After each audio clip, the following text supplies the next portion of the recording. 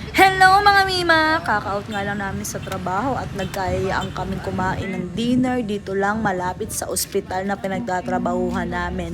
Ang pangalan ng restaurant ay Kinalola Garden Restaurant. May bayad ang parking dito, 50 pesos. Pagpasok nga ay naghanap na kami ng pwede naming upuan.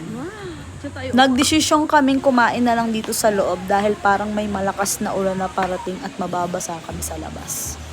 Napaka-relaxing ng place at mababait yung mga staff dito. Ito yung menu nila. Ayan, pipili na kami ng pwede namin orderin. Mura lang din dito ha, in fairness. Tsaka may mga alak, chares. Ang napili kong orderin ay buttered chicken.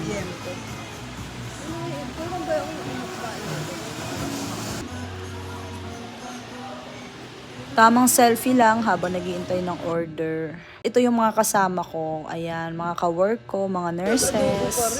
Ito yung serving ng order ko. Napakadami ha. In fairness, 160 pesos lang to.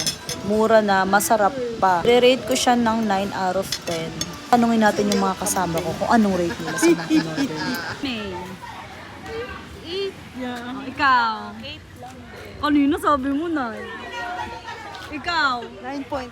Ay, 10. Bago